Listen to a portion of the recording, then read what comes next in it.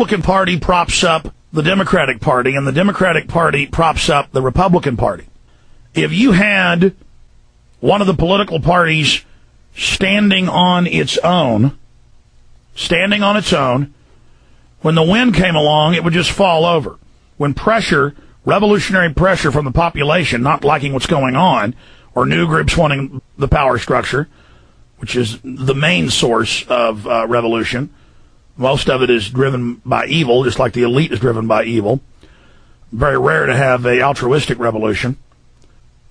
By itself, a single-party system will fall over. Okay? But if you take the two-party systems and you lean them up against each other, this is basically the arch. Their force going together keeps them together and makes it become a very strong, stable platform on which they can build their hierarchical New World Order system. Okay? So the current two-party system has been dominated and bought up and controlled by the elite that sits atop it. Now, the elite with a one-party system would not be balanced on top of one party. They would be subject to being toppled, being pushed over easily. But you put the two parties up against each other, they form a royal arch.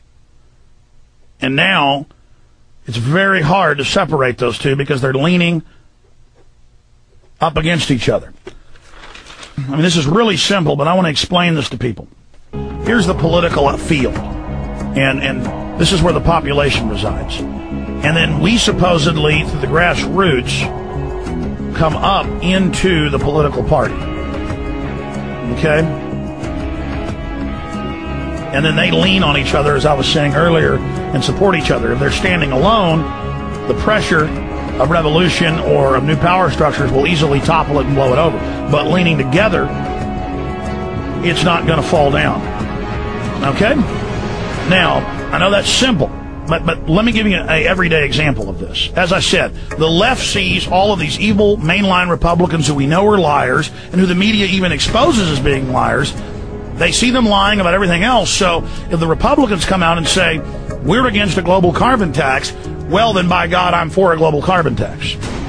And so that's how the two sides leaning up against each other give the other side support. And so Democrats over here, Republicans over here, Republicans attack Barack Obama. And then the Democrats attack John McCain. And then the population who's down here is trained to see John McCain as representing them personally, as being their daddy, of where their personal power comes from, of their camp, their brand name, their brand of soda, their brand of automobile, Ford or Chevy. And so this is a controlled paradigm. And so we have Republicans attacking Democrats, and that's the force against them. And you have Democrats attacking Republicans, and that's the force against them.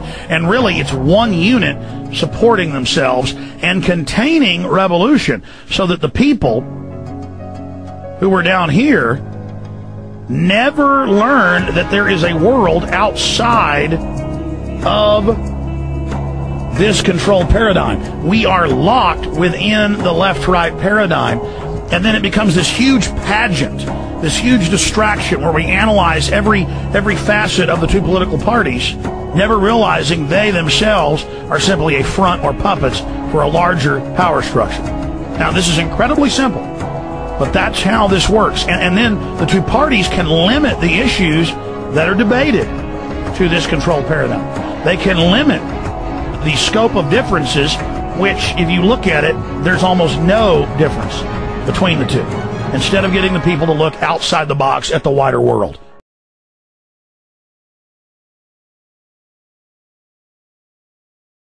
Carroll Quigley, because you've read his big, thick book called Tragedy and Hope. And in that book, Quigley, who, by the way, I should tell you a little bit about him in case there are some people here who don't know who he is. Professor Carroll Quigley was a well-known, highly respected professor of history at Georgetown University, and one of his students was William Clinton. back in the 60s.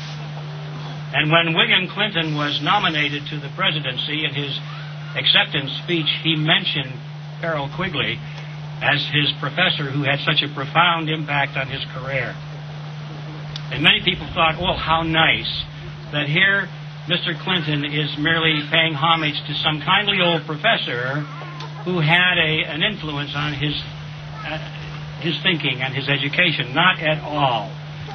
If you understood who Quigley was, then you understood what Clinton's message was.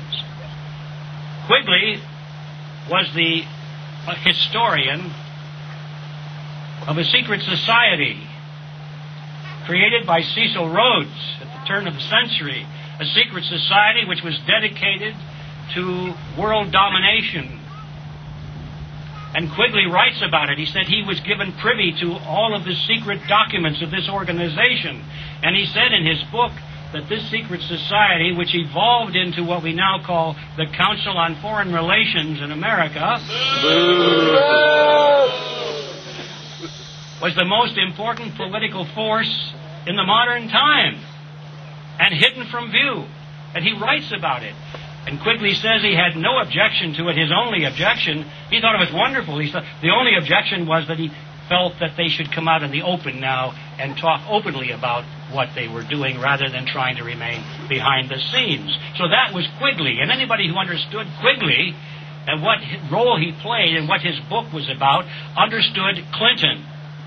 Clinton, of course, as you know, was a Rhodes Scholar. And he was recruited into this whole thing. So he was telling those who knew, those who were savvy, he was saying, yes, I am part of this secret society now, and I am in its service. That was his message, but not one in a million people understood it. The reason I mention Quigley is because in his book, Tragedy and Hope, he describes what we have, the problem we have today. He said what we really should have in America, this is Quigley speaking now, he said the problem is how do we control the masses? The masses have been brought up to think that they have a right to vote, and they have a right to determine their own political destiny. We have to preserve that myth, he said. We have to allow them to continue to think that they're participating in their political destiny as long as we make all the decisions, that we have to give them the vote as long as they're not given a chance to vote for anything meaningful. And he spells this all out in his book, and he said the way to do this is to have two political parties, both of which we control. He said, we'll give the American people a chance to choose up sides. And every 4 years or so, if they get fed up with one party, then they can throw the rascals out and go to the other party, which will make no difference whatsoever, he said, in terms of the master plan of building a new world order based on the model of collectivism. So what we're facing, ladies and gentlemen, and what we're hoping to break is this game of the one-party system masquerading as a two-party system.